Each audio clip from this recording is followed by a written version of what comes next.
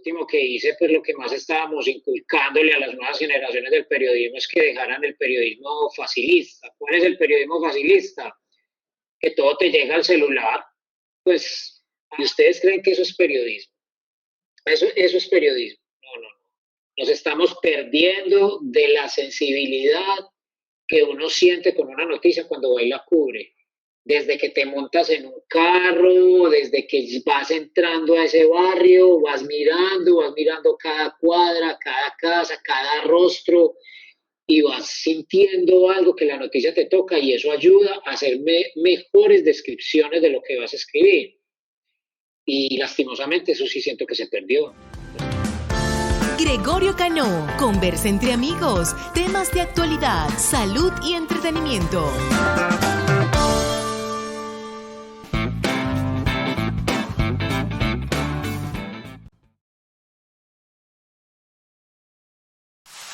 Los grandes inventos y logros de la humanidad surgieron como un pensamiento. Los pensamientos se convierten en fortalezas, buenas o malas. Es necesario entender que debemos cuidar nuestros pensamientos. Mentesenlared.com, donde estamos comprometidos y dispuestos a ayudarte a superar todo lo que te limita. Transforma tu mente y pensamientos a favor tuyo y cambia tu realidad. Síguenos, @mentesenlared, mentesenlared.com, donde todo logro comienza con intentarlo.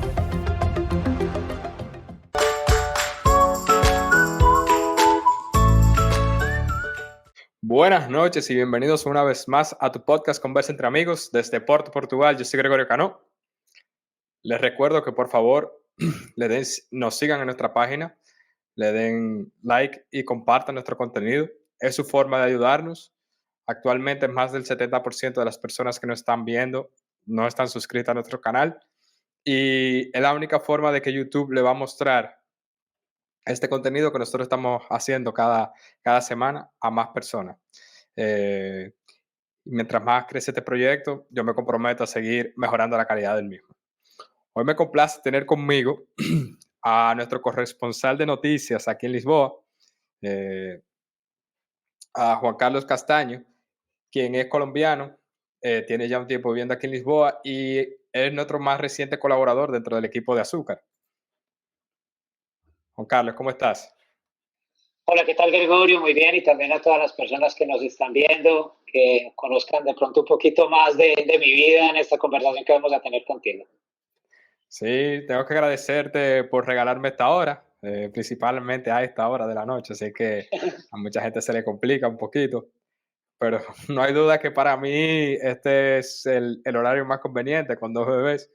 Ya la nueva vida toca así, ya todos hemos pasado, pues ya también sé lo que es ser papá y que hay horas en las que para uno es fácil y no para todo el mundo lo es, pero esa es la responsabilidad y el cariño que uno empieza a brindar también. Claro que así es. Juan Carlos, ¿cómo estás? ¿Cómo Muy te trata bien, muy Lisboa? bien. Muy bien, nos trata, pues, como decimos, muy bien este nuevo país para nosotros, pues para la familia con la que estoy aquí morando. Muy, muy contentos. Realmente estamos en Cascais, pues que pertenece pues a, como por decir algo, para mucha gente de pronto en Latinoamérica que conoce más como áreas metropolitanas, que pertenece al área metropolitana de Lisboa. Habitamos aquí en Cascais, en una zona que se llama São Domingos de Rana. Ah, pero bien. ¿Y hace qué tiempo llegaste a Lisboa? Bueno, todo comienza, justamente estamos próximos a cumplir un año de haber llegado a Portugal. Llegamos el 25 de mayo de 2023. Llegamos inicialmente fue a Porto y prácticamente a las 3 semanas llegamos ya pues a vivir aquí en Lisboa, pues aquí a Cascais. ¿Y se van a Cascais por, le llegó una oportunidad o ya ustedes venían con esa oportunidad amarrada desde Colombia? No teníamos ninguna oportunidad amarrada desde Colombia, pues con sinceridad viajamos con algunas propuestas básicamente enfocadas más por el lado de mi esposa. Mi esposa es una ingeniera administradora. Ella se había tenido algunos acercamientos con algunas empresas, pero nada concreto. Le dijeron que muy interesante, que bueno poder pues conocerla ya personalmente. Nos vinimos como con esa iniciativa, pero pues no sé si ahondar más adelante, pero básicamente sobre todo lo que más nos movió era un cambio de vida de lo que estábamos haciendo los dos como profesionales, cada uno en su país, pero también pensando en un mejor futuro para nuestra niña que al momento de llegar aquí tenía 7 años y ya, pues, ya tiene 8, ya va para 9 en octubre. Ya, qué bien. Y entonces, bueno, vamos entonces a dar un chin para atrás, como dicen en mi país, un chin. Sí. Eh, ¿cuál- ¿Quién tú eres? ¿Qué fue lo que estudiaste? ¿Cómo era tu vida en Colombia? Perfecto, yo soy comunicador social periodista, ese es el título que se obtiene en Colombia, con más de 20 años de experiencia podría decirse ya. Mis últimos 15 años, casi 16, los pasé en noticieros de televisión regional en mi ciudad. Yo vivía en Sabaneta, que hace parte pues como del área metropolitana de Medellín. Pues mucha gente podría decir que vivía en Medellín, realmente vivía en el municipio de Sabaneta, pero había vivido pues toda la vida en Medellín. Trabajaba en un canal, en el último que trabajé se llamaba Teleantioquia, que es el canal regional más grande pues de Antioquia. Ahí ya estaba coordinando la emisión del primer noticiero, por así llamarlo, del canal que se llamaba Consejo de Redacción. Yo me levantaba a las 3:30 de la mañana, me recogían a las 4 de la mañana y tenía que empezar un montaje en el canal de pues, muchos de los contenidos, prácticamente de todo lo que iba a salir al aire de 6 de la mañana a 9 de la mañana. Yo coordinaba entonces esa emisión y eso fue lo último que terminé haciendo en Teleantioquia. Y decides estudiar periodismo o comunicación, ¿por qué?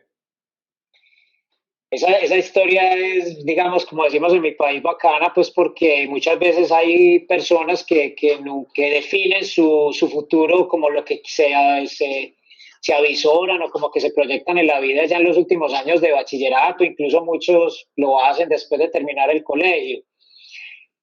Mi país, lastimosamente, pues para muchos, si no lo conocen o los que lo conozcan han escuchado hablar que ha sido un país con mucho conflicto armado, mucha violencia, lastimosamente. Y recuerdo que estaba en tercero o cuarto de primaria. Esto era el año 1988, 89, no recuerdo bien. Era la época todavía en mi casa de televisores a blanco y negro y resultó ese año la toma del Palacio de Justicia, fue algo muy famoso en mi país, es la toma del Palacio de Justicia por parte de un grupo guerrillero que en ese entonces se llama el M-19 y yo estaba en clases de música, yo era muy niño y ya mi mamá me dijo, nos vamos para clase de música, recuerda, y casi que, por así decirlo, me rebelé, me quedé sentado en el piso y yo era pegado del televisor porque casi que nos lo estaban transmitiendo en vivo, en directo, lo que estaba pasando en ese momento y hubo algo que yo decía, yo quiero ver qué pasó, o sea, yo en ese entonces yo no sabía qué era la guerrilla, no entendía muy bien de muchas cosas. Lo único que quería era ver el trabajo que estaban haciendo los periodistas y qué estaba pasando en ese momento.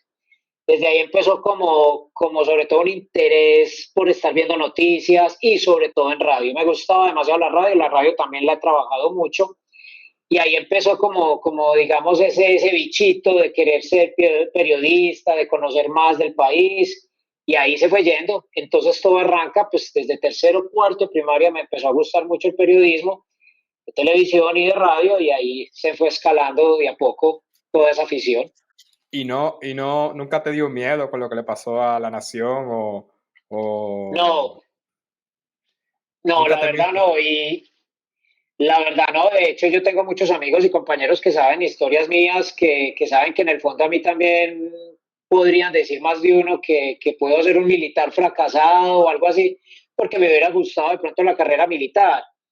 Entonces encontré, digamos, como que en el periodismo, en ciertos cubrimientos que realmente fueron peligrosos, algo que me gustaba hacer. O sea, yo decir sentía miedo, no, me gustaba como era la adrenalina que se vivía, ir a ciertas zonas de peligro, a entrevistar a actores armados, a estar conviviendo y viendo la otra realidad de un país, que mi país es muy rural y no solo ciudad, que le pasa pues digamos a muchas personas que dicen, ay, pero Medellín es muy bueno, las ciudades son buenas, pero obviamente es mucho más grande lo que es nuestro país en las zonas rurales, montañosas y selváticas, donde vive la otra gente, el otro pueblo, por así decirlo, el que es en realidad el que muchas veces ha sufrido las partes y los embates más violentos de los diferentes actores armados.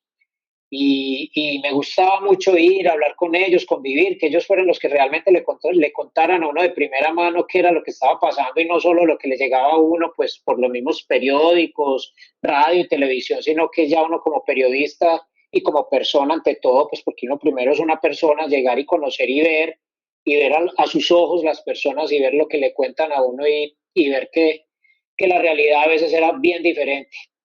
Ya. ¿Y cómo te marca esa vida?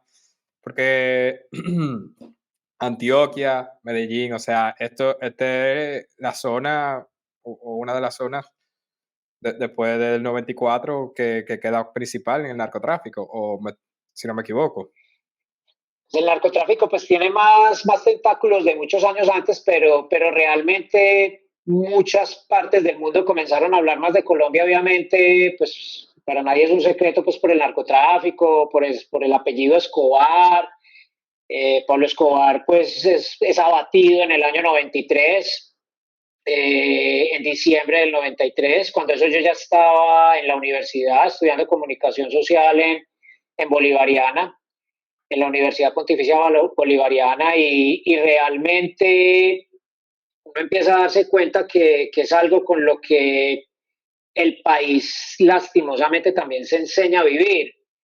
No en vano el país también ha sido catalogado muchas veces como uno de los países más felices del mundo. Varias Sí. veces ha salido esa categoría porque somos capaces y el país es muy resiliente y eso es una realidad. A nosotros nos pueden haber pasado tragedias muy duras, pero somos capaces de salir adelante, construir cosas interesantes, cosas importantes y salir adelante. Y ya para uno cuando empieza a verlos en vivo y en directo, uno registrándolo desde una cámara, con un micrófono o con los relatos de las personas de primera mano, con las víctimas, que muchas veces la gente las olvida o los mismos periodistas nos olvidamos de las víctimas y nos quedamos solo con versiones oficiales que da una fuerza del Estado, un gobierno, un oficial, y muchas veces se nos puede olvidar que muchas veces las víctimas son las que tienen la verdadera historia y no una verdad decorada, es la verdad de lo que ocurre, pues lastimosamente en todos los países uno sabe que a veces las verdades se decoran Claro. y ahí es donde uno aprende que es en el terreno y siempre ha sido una como de las enseñanzas que cuando tú sales a hacer reportería en el campo, pues en vivo y en directo, es donde tú vas a recoger mayor información que te permita escribir una historia lo más apegado, por así decirlo, un poquito a la realidad. Entonces, tú estás en la universidad cuando matan a Pablo Escobar. ¿Cómo sigue evolucionando tu vida y tu carrera? La carrera tiene una evolución, digamos, yo creo que acorde a lo que se estaba viviendo en el país, pues, o sea, no es que nos estuvieran matando a cada cuadra que salieran, pues eran ciertos momentos y lastimosamente muchas veces muchas de las personas que terminaban muriendo, había obviamente personas inocentes, pero también había personas que de una forma u otra estaban muy relacionadas con ese tipo de acciones, digamos, delincuenciales o al narcotráfico. Uno sigue su carrera, va aprendiendo un poquito más y digamos, precisamente por querer salir un poco más de la burbuja de una ciudad, también había una práctica que se llamaba Opción Colombia, que era que le permitía a uno voluntariamente, si quería salir de la ciudad, a enfrentarse con realidades, digamos, de la Colombia rural. Yo aplico, soy aceptado y resulto haciendo una práctica, lo que se llama en mi país como comunicación para el desarrollo, que es precisamente como estar con las comunidades, estar como diagnosticando sus problemas, sus dificultades y hacerles un reporte a la institución que a uno lo vinculó, que en este caso era una ONG que se llamaba Opción Colombia. O sea, yo me voy de 20, 22 años a hacer Opción Colombia durante 6 meses. También me sirvió bastante.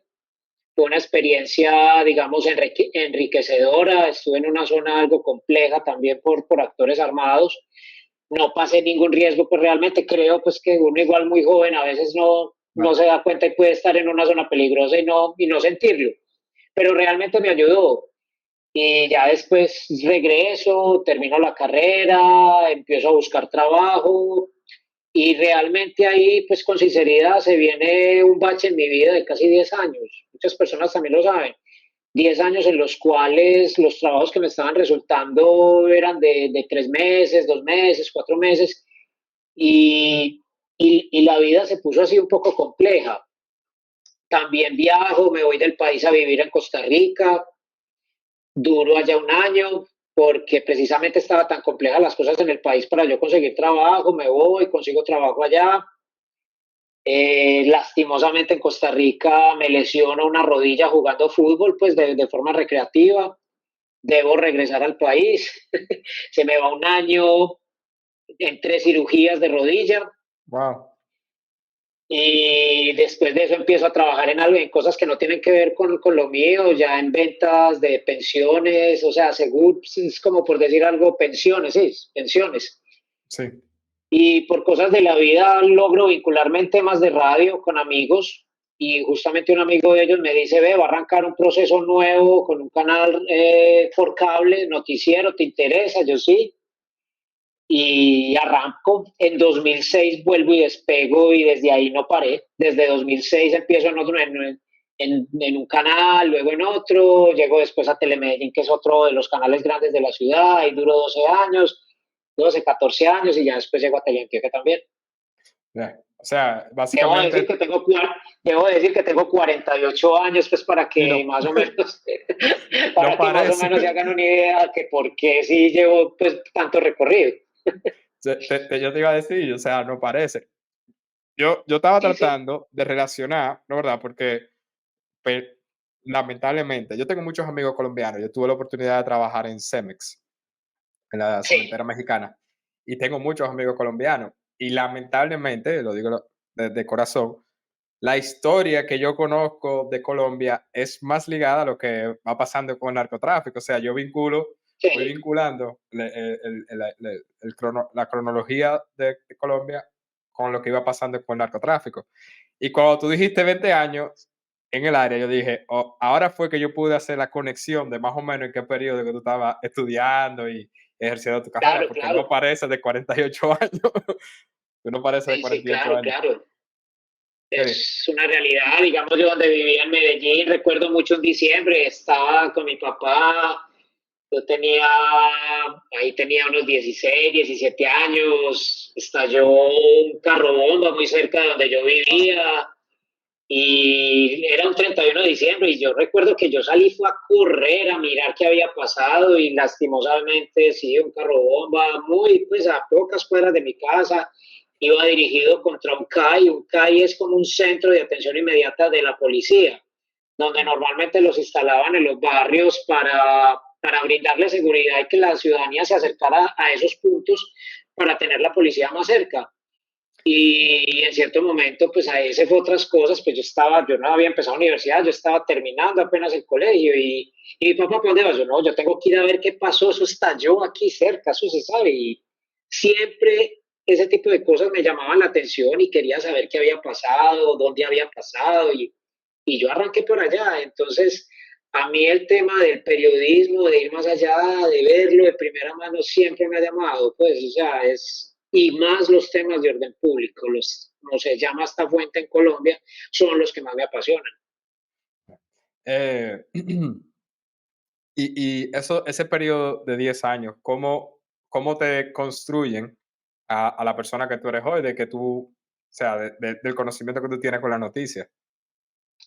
Pues yo no paraba de verlas, me tocaba era verlas obviamente en televisión, escuchar mucha radio, obviamente estaba leyendo mucho también, y fue un periodo muy duro porque pues obviamente en mi caso yo soy hijo único, pues ya mi papá, mi mamá fallecieron, mi papá murió en 2006, mi mamá murió hace 2 años. Mi mamá era sobre todo un soporte, pues porque ella veía pues que yo, pues dije, estudiaste hijo 10 años y yo sé que quieres trabajar en lo tuyo y no poderlo conseguir está complejo. Y yo, sí, mamá, pero pues no puedo perder la fe, y ella ayudó, y obviamente los papás le ayudan a uno mucho ahí, pues como a sostenerse y a tener fe en que se puede llegar a lo que uno soñó.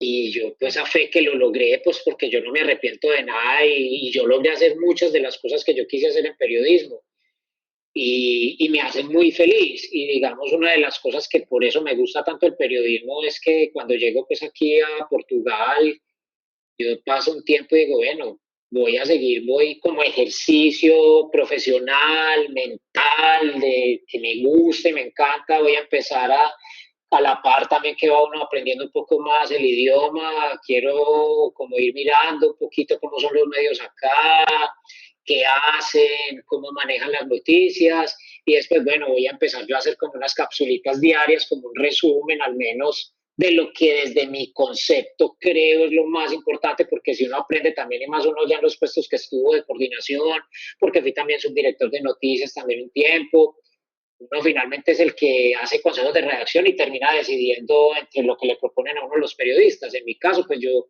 diariamente intento escoger lo que para mí son como las tres noticias más importantes para mí, pero que también creo pueden tener un servicio para más de una persona, los temas de migración, los temas que tocan el bolsillo, la economía, sobre todo para los que estamos viviendo aquí y para muchas personas que uno conoce que también están muy interesados en el país, pues porque están mirando que puede ser una posibilidad de llegar también aquí. Yeah. Okay. El, el tema ahora de la inteligencia artificial, de cómo eso ha impactado. Y también me causa mucha curiosidad ahora, tengo la oportunidad de hablar con un periodista. Una de las cosas que yo veo, por ejemplo, en el periodismo en República Dominicana y que tal vez se replique en algunos periódicos a nivel local aquí en Portugal, es que es la misma noticia como copiada. No sé si tú te has podido percatar de una cosa de eso. O sea, ya no hay una redacción, ya no hay voy al lugar del hecho a investigar, sino como que los periodistas de forma de la ganaria, o no quiero llamarlo así, pero no van al meollo del asunto, no van a la raíz. Hay ¿Cómo un tú lo has visto? facilismo muy grande en este momento, pues lo hablo, pues no puedo hablar desde las salas de redacción pues de los medios de Portugal, pues porque no he estado en ningún noticiero, pero por lo menos lo que puedo hablar de mi experiencia, pues ya llevo más de un año acá, pero pues hasta lo último que hice, pues lo que más estábamos inculcándole a las nuevas generaciones del periodismo es que dejaran el periodismo facilista. ¿Cuál es el periodismo facilista? Que todo te llega al celular, pues, y llegaban a un consejo de redacción, decía, sí, ve, acaba de ocurrir tal tema en este barrio, se quedaron sin agua, que yo no sé qué, y ¿cómo lo sabes? Me llamaron, listo, ahí va bien, ¿y qué más? Y bueno, ¿cuándo vamos a ir? No, ve, aquí lo tengo, ya me mandaron todos los videos, se ven las canillas sin agua, vea, me mandaron hasta full, pues full es la entrevista, como le decimos nosotros en Colombia, me mandaron hasta vea ahí dos de la comunidad hablando, haciendo la denuncia, ¿y ustedes creen que eso es periodismo? Eso es periodismo. No. Nos estamos perdiendo de la sensibilidad que uno siente con una noticia cuando va y la cubre. Desde que te montas en un carro, desde que vas entrando a ese barrio, vas mirando cada cuadra, cada casa, cada rostro y vas sintiendo algo que la noticia te toca y eso ayuda a hacer mejores descripciones de lo que vas a escribir. Y lastimosamente eso sí siento que se perdió. Pues obviamente lo que yo estoy haciendo en la actualidad, yo solamente me aferro a buscar, a hacer una pesquisa entre varios medios y escojo y redacto con mi estilo capsulitas y pues yo no estoy, digamos, yendo a lo de cada una de las cosas que hablan, pues porque pues por un lado no tengo ni el recurso ni el tiempo. Claro, claro. Pero digamos, si yo estoy en un periódico, en radio, en televisión, pues lo mínimo que le pediría al periodista de lo que me esté proponiendo, pues que hay que ir y verlo. Hay que verlo y sentirlo y Claro. buscar uno mismo los testimonios. Obviamente estas herramientas ya ayudan mucho. Yo sé que hay noticias en las cuales es imposible uno conseguir testimonios y a veces a uno se los mandan y tú lo aprovechas, pero que por lo menos uno vaya a hacer las imágenes propias. Pues como decíamos nosotros, al menos voy con el camarógrafo a grabar las imágenes de lo que me están hablando. Claro, porque esto es lo que ha causado hoy en día, esta inmediatez de la noticia, porque esa es otra. Las redes sociales también han causado un impacto bastante fuerte, porque es quien primero Claro. lanza la noticia. Y, Y eso ha llevado, ¿no? ¿Verdad? A que ahora hay que verificar hasta los videos si son originales, que quizás hace Exactamente. años atrás no era necesario.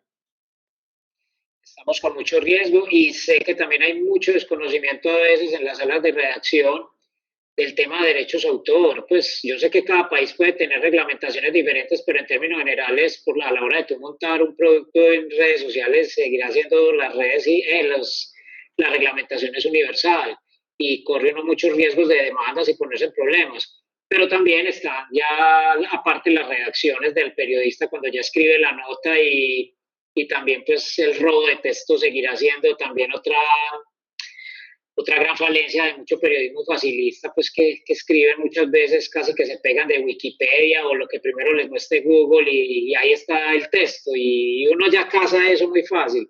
Con los años uno se da cuenta y conoce cómo escribe cada persona, así como más de uno puede saber cómo escribo yo. Yo también aprendo uno a saber cómo escribe cada periodista con el que uno trabaja. Y uno se va dando cuenta cuando algo es propio, cuando algo está siendo mutilado. Claro. Entonces, ustedes deciden como familia emigrar a Portugal. ¿Por qué Portugal? Portugal realmente nos brinda como las averiguaciones que habíamos hecho también, como las posibilidades de esa Europa que uno anhelaba, porque pues también debo ser sincero, nosotros mirábamos vivir como ya cuando nos fuéramos a pensionar, ay, qué rico, una casita tranquila en Europa. Pero en medio de los análisis que hicimos pues de tiempo atrás estaba también y porque vamos a dejarlo para la época de la pensión si lo podemos hacer ahora que todavía somos productivos y podemos dar un vuelco real a nuestra vida y vivir un poquito más tranquilos y a la vez darle un nuevo futuro, un nuevo aire a la niña, a nuestra hija. Y Portugal apareció como esas opciones, pues obviamente más de uno dice, ¿por qué no buscan España por el idioma? Pero realmente España sentimos que es más confuso, todavía muchas partes, pues está cada vez más complicado el tema tramitológico, incluso para uno adquirir pues una legalidad en el país y también pues obviamente la consecución de trabajo puede llegar a ser también más difícil. Acá no es que sea fácil, es que en ninguna parte es fácil, uno no tiene nada seguro, igual todas apuestas siempre van a tener un grado de riesgo. Nosotros pues averiguamos, nos gustó la tranquilidad, realmente Portugal es un país tranquilo y eso es de las cosas que más nos ha podido agradar, que ya las confirmamos obviamente después de casi un año de estar viviendo acá. Y eso fue en parte pues como de las averiguaciones que se hicieron, pues estuvo siempre este país ahí, había amigos, familiares que habían hablado del país, unos familiares habían estado viniendo ya bastante acá, ellos ayudaron con su información, con sus datos, a ir confirmando pues que podía ser este el país. Y bueno, y llegamos y gracias a Dios se han dado las cosas, pues porque afortunadamente pues ya mi esposa pues consiguió trabajo muy rápido, trabaja en una buena empresa, haciendo lo que ella sabía hacer, se preparó para hacerlo, va en franco crecimiento y eso es lo que nos tiene más contentos. La niña puede hablar su adaptación al colegio y bueno, eso es casi de lo más importante, obviamente, que será tal vez el motor y el objetivo principal era ese futuro Bueno, inmediato para la niña. sí, no hay duda que primero que nada Portugal está necesitando mucha mano de obra, Es cierto, cualificada, muchas personas que quieran venir a vivir y tener hijos aquí.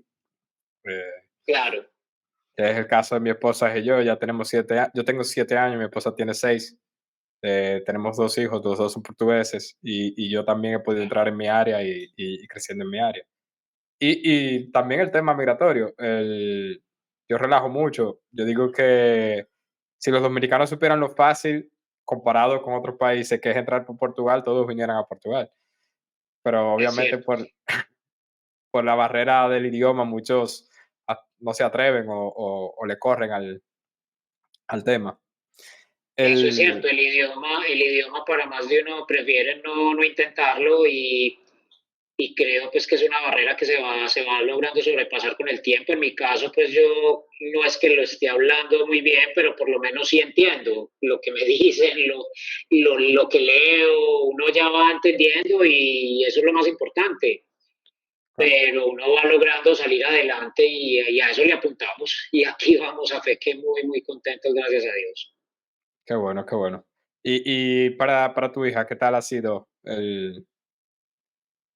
Ese ha sido uno de los cambios más importantes que hemos visto, pues realmente queríamos cambiar también de colegio, ya prácticamente se dio todo junto, porque sentíamos que el sistema educativo merecía un cambio y pues si no lo estábamos teniendo con ella donde estaba estudiando, pues se levantaba casi a las 5 de la mañana, el bus la estaba recogiendo a las 5:45 de la mañana, eso wow, para mí ya prácticamente era algo que yo decía, por eso es que los niños le cogen pereza muchas veces al colegio, esa es otra cosa, aquí en Europa los colegios entran a las 9 de la mañana, y en pasó aquí en Colombia? Portugal, en Colombia la recogían a las 5:45 de la mañana y, y a las 6:10 estaba empezando la primera clase, 6:10 de la mañana.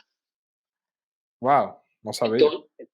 Entonces, eso va mortificando y va haciendo que muchos niños, precisamente desde los primeros años, le cojan pereza a los colegios, es por eso, porque sienten que si a uno le da a veces duro levantarse temprano, imagínate un niño, pues es que un niño quiere dormir un poquito más y aquí pues a fe que lo logran.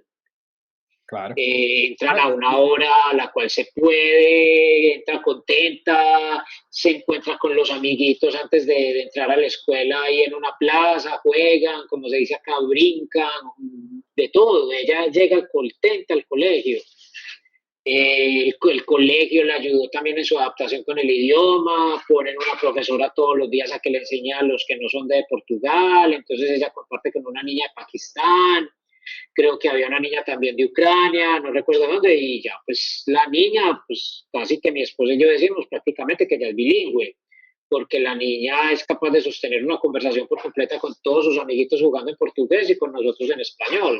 Antes sentimos que a veces le tenemos que reforzar el español escrito, pues porque los que sepan pues cómo escribe uno portugués a cómo escribe español, es como es para nosotros en español como si estuviéramos escribiendo con errores de ortografía. Pero ya la niña, pues por ahora la prioridad es que aprenda el portugués, obviamente. claro, claro. Qué bueno, no sabía ese detalle de Colombia. Y ahora te pregunto, ¿cuál es la realidad de Colombia? Vamos a hablar un poquito más del país. ¿Cuál es la Pues realidad en de este Colombia momento, con Petro? lastimosamente, pues yo siempre he calificado como el país en estos últimos años es un país en zozobra, porque nadie sabía qué atenerse ni qué esperar de lo que está ocurriendo en cada decisión que se toma en el país por parte del gobierno. Son decisiones que generan incertidumbre. Esas para mí son dos palabras que incluso yo pues en mis redes sociales más utilizo para definir muchas de las cosas que pasan en mi país, son zozobra e incertidumbre, porque pues muchas cosas que se toman, que se deciden, que se conversan allá están generando eso.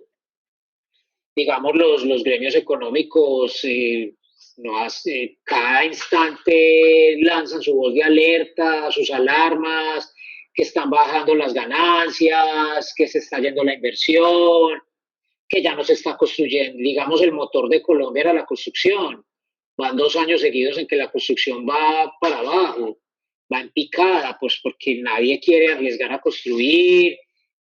Se mezcla también obviamente el impacto mundial de la guerra con Ucrania que encareció el acero, que encareció muchos de los, digamos, de los materiales con los que se hace construcción, pero pues si a eso se le suma también que más de uno tiene miedo de construir, entonces eso hace que también muchas de los motores económicos también en el país estén complejos, estén difíciles, muchos escenarios que hacen que la gente tenga incertidumbre, que tenga miedo, que no sepa a qué atenerse. Tenemos un presidente como muchos ya que lastimosamente gobiernan más por redes sociales que literalmente pues haciendo cosas, entonces él coge su celular y hace un trino y eso genera una polémica un día, al otro día tira otro trino y entonces es otra polémica. Entonces nuestro país está yendo más entre polémicas que en real acciones que demuestren que se está haciendo algo por el país. Y si a eso se suma que él se ya catalogó como el gobierno del cambio y el cambio está haciendo más de lo mismo porque cada día están saliendo funcionarios de su propio gobierno ya sancionados, investigados, con un manto de dudas por un montón de situaciones de corrupción, hace que el país esté en una verdadera zozobra y también como está pasando en otros países, polarizado. Unos son de izquierda, otros son de derecha y digamos ese centro que quisiera uno apoyar, sentirse uno como más neutro, hace que más de uno que se considerara del centro diga no se va a poder, me va a tocar irme para la derecha, me va a tocar irme para la izquierda, pues porque no se ha podido encontrar como ese hilo conductor que logre enlazar cualquiera de los dos extremos, porque ambos extremos están jalando muy duro para cada uno de sus extremos, o sos muy de derecha, o sos muy de izquierda, y no sabemos qué va a pasar en 2026, que cuando sean las nuevas elecciones, este gobierno lleva 2 años y 2 años muy complejos, muy difíciles, pues porque pues, hasta el hijo del presidente está siendo investigado por la fiscalía. Claro. Y te pregunto aquí desde la ignorancia, y el hecho de que esta sea la presidencia que en la primera periodo de gobierno que entra después de la pandemia, donde obviamente la inflación es a nivel mundial, el estancamiento de la construcción también se pudiera decir que fue bien afectado por la pandemia. No está siendo Petro perjudicado por todo lo que se vivió en la pandemia. No, porque es que realmente la pandemia la tuvo el gobierno anterior a Petro. La pandemia fue en 2020 y Petro asume su presidencia en 2022. El otro presidente, sin defenderlo, obviamente fue el que le tocó más fuerte el tema de la pandemia. Y este presidente, digamos que tenía cómo continuar algunos procesos porque, digamos, la construcción se había empezado a levantar un poco también después de la pandemia, pero se volvió a caer, porque, digamos, hay temas de construcción que van muy apalancados a decisiones del gobierno con subsidios. Y pasó un año y el gobierno no tramitó esos subsidios. Entonces ese proyecto, que es lo que se llama casa, pues casi que para digamos, los sectores más vulnerables, los sectores de menos recursos, ese fue uno de los motores que se frenó. ¿Por qué? Pues por falta de ejecución, que eso es uno de las grandes quejas que está teniendo este gobierno, es falta de ejecución. ¿Por qué? Porque llegó al gobierno mucha gente inexperta que no sabe gestionar lo público. No es lo mismo trabajar en la empresa privada a llegar a gestionar recursos públicos. Entonces, llegaron muchos funcionarios que precisamente, algunos por miedo, otros por desconocimiento, otros por inexperiencia, por no llegar a ser catalogados como corruptos, más bien no ejecutaron, entonces no firmaban, no entregaban recursos. Entonces, ¿qué pasó? Se frenaron los proyectos. Y eso es parte de lo que ha pasado. Y eso sí es culpa de este gobierno. Yeah. Ok. Tú, o sea, y nunca no ves un futuro que haya una mejoría para Colombia. O sea, no, la tiene que haber. Pues obviamente uno espera que la haya, pero pues ahora en el corto plazo lo veo muy complejo. Yo estoy escuchando el tal acuerdo nacional hace mucho tiempo y ese acuerdo nacional no se logra porque siempre va a haber un líder que no va a aceptar que eso sea tan acuerdo nacional, que va a querer imponer sus ideas, que va a querer siempre salir más adelante por encima de otros. Ese tal acuerdo nacional no se ha logrado. Estamos en explícame un poquito lo que es el acuerdo nacional. Acuerdo nacional es algo que han buscado los políticos para lograr un consenso. Entonces llegan y dicen cada que se posesionan, yo sí voy a promover el acuerdo nacional. O sea, en mi país pueden haber más de 8 o 9 movimientos políticos. El país antes se movía en lo que era el Partido Liberal y el Partido Conservador. Eso desapareció hace mucho tiempo y empezaron a surgir nuevas fuerzas políticas.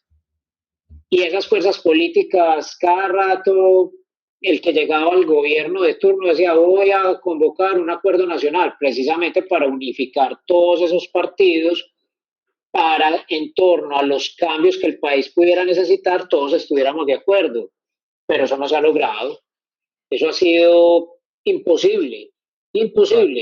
Este gobierno, pues obviamente no iba a ser el que no dijera que no iba a ser también el tal acuerdo nacional, y ese acuerdo nacional tampoco se ha logrado. Ha sido totalmente dificultoso y para muchos sienten que el tal acuerdo nacional lo que ha buscado, pues hay que recordar que el presidente fue guerrillero en algún momento, perteneció al M-19 y la misma democracia, porque pues él pudo desmovilizarse, llegar a un acuerdo de paz, hacer una carrera política.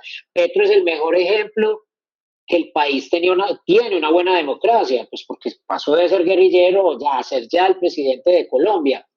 Pero ¿qué pasó? Para mucha gente que cuestiona en este momento lo que está pasando es que sienten que está dando mucha laxitud a grupos que no son ni tan con estatus político, sino simplemente grupos narcotraficantes.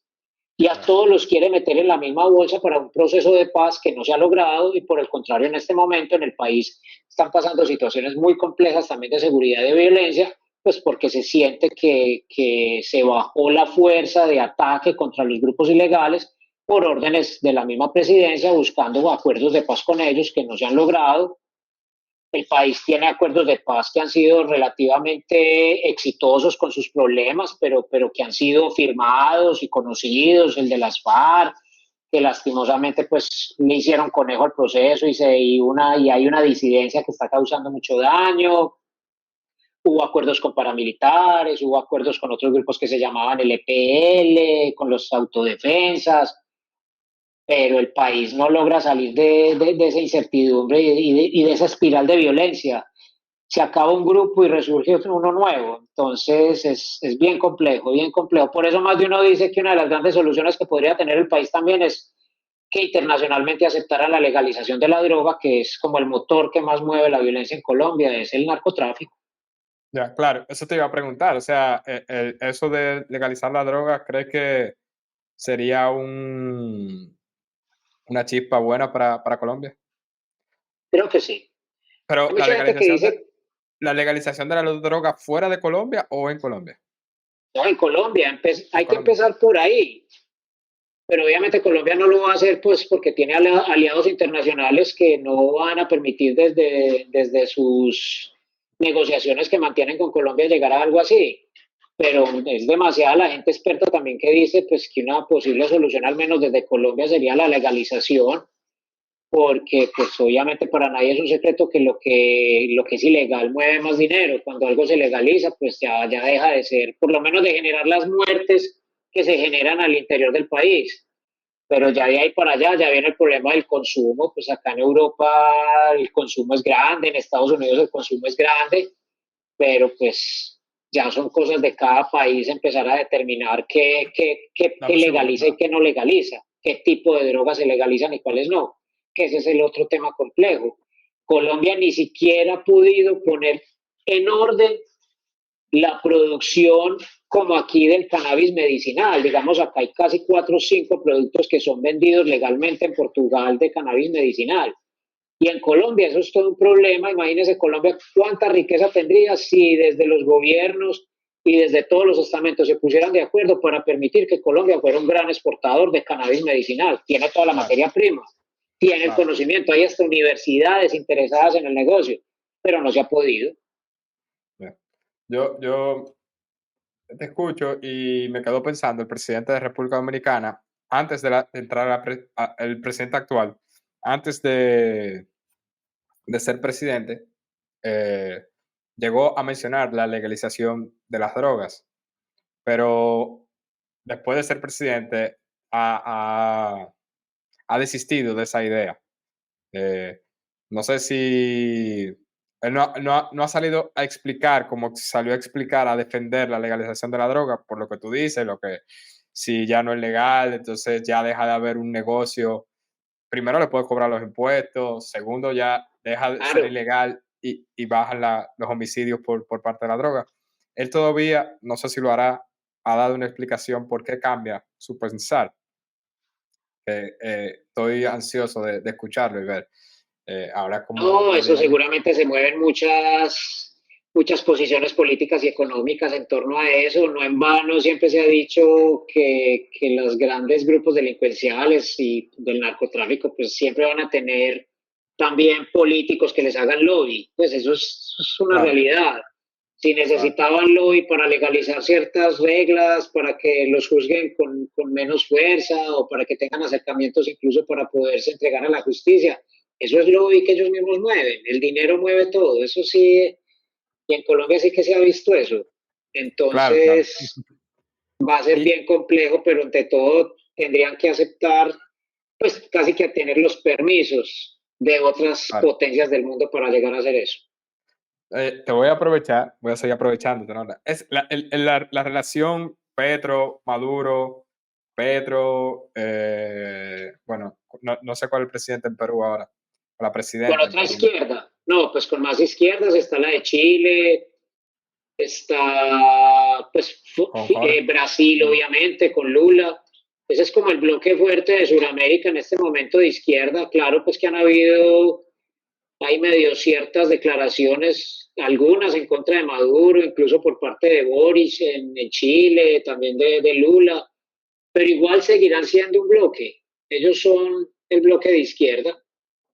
Y hubo hace un tiempo que escuché, que ni siquiera sabía que eso se estaba trabajando, que ya es posible, si tú eres colombiano, poder ir a trabajar a Perú y mantener tu número de teléfono, mantener como tratando de hacer una Unión Europea en Latinoamérica.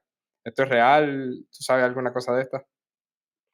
No, la verdad no, de ese tema sí no Ok. desconozco. No, está bien. Bueno, volviendo ahora al periodismo. Y con esto del fake news y la inteligencia artificial, ¿cómo tú lo ves el periodismo en el futuro? Muy, es que es difícil porque uno siempre ve que ya cualquier persona, por eso le decían a uno muchas veces también, y era muy duro aceptar lo que le dieran a uno, que cualquier persona ya era periodista. Pero uno empezaba a darse cuenta que hasta uno mismo desde los medios graduaba de periodista a cualquier persona, porque uno le decía, usted con su celular es un periodista, envíenos los videos, haga su denuncia, o sea, uno y hacía sentir a las personas periodistas. Entonces ahí es donde usted ya empezaba a correr riesgo de qué tan real y fidedigno era lo que te estaban enviando. Entonces creo que vamos a seguir siempre corriendo muchos riesgos frente a eso, y digamos nosotros pues hasta lo último, que lo que siempre hacíamos era bregar ante todo, pues así nos llegara una información o un video, pues casi que intentábamos corroborarlo con llamadas. Ahí sí tocaba llamar pues como a la fuente oficial, venga, nos cuentan esto, y ahí lograba uno cuando iba como cultivando ciertas fuentes que te confirmaran ciertas cosas, y ahí decía, bueno, no, ese video sí va a ser verdad.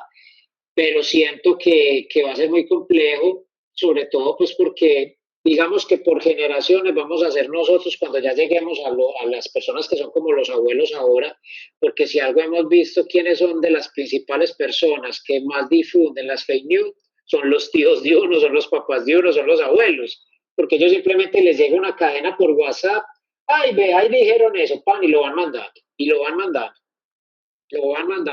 Vea que Portugal va a ser gratis ir al mercado tal día. Ah, ellos lo van mandando y lo van mandando, no confirman nada, se fue la cadena. Entonces ya nosotros que somos, digamos, personas que hemos tenido más tiempo con las redes sociales, estas cosas, pues cuando lleguemos a esa edad, pues espero la mayoría recordemos, digamos, filtremos, pero eso va a tomar tiempo, eso va a tomar tiempo. Claro.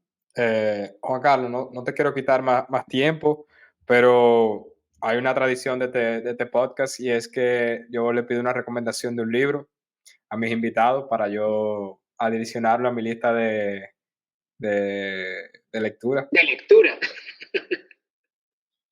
Así que, ¿qué libro me recomendarías? Hay un libro que siempre toma vigencia, y sí que la tiene vigencia hace poco, pues con todo lo que está pasando allá en el Medio Oriente. Se llama Éxodo, de León Uris. Okay. Te enseña a entender por qué pelean y por qué se disputan tanto la tierra los árabes y los judíos. Pero desde sus inicios, y es una novela, no es un libro es un libro de historia, pero está escrito de forma de novela. Es espectacular, espectacular. Es una novela que te adentra desde todos los inicios de por qué estos dos pueblos lastimosamente se mantienen enfrentados de siglos atrás, y ver que la realidad continúa igual y peor aún. Entonces ese libro a mí me marcó porque me permitió conocer mucho, porque quería conocer precisamente por qué era que tenían tantas dificultades estos dos pueblos. Juan Carlos, gracias Lo estamos esperando aquí en Porto, a ti y a tu familia, cuando quieran venir. Tomamos unas cervezas Volver, aquí. porque ya conocimos. Digo, sí, exacto, volver de paseo. No, yo voy ahora para el concierto de Juan Liguera, si Dios quiere, en Lisboa. También Sí, eso vi. Claro. Estaré allá en la arena. En la arena, y también estaré en la Feria de Latinoamérica en septiembre, que se hace cada año. No sé si ustedes fueron el año pasado. Sí, allá estuvimos y había mucha gente de Colombia también. Claro, mucha gente. Sí. Fue un éxito en Estoril. Sí. O sea que nada, si no nos conocemos cuando está allá para el concierto, será en la Feria de Latinoamérica, y a todos los que llegaron hasta aquí, pueden seguir a Juan Carlos en sus redes sociales. Yo te voy a tener tagueado en todos los lados, o sea que perfecto. Y nada, síganlo para que estén al día con la noticia de Portugal, y a nosotros también nos pueden dar seguir nuestra página, compartir este contenido, y hasta una próxima. Hasta una próxima, ¿no? Muchas gracias por la invitación, estuvo buena la conversación. Gracias a ti. Bienvenidos, siéntanse cómodos y listos para una conversa entre amigos con Gregorio Cano y sus invitados especiales por azúcarfm.com.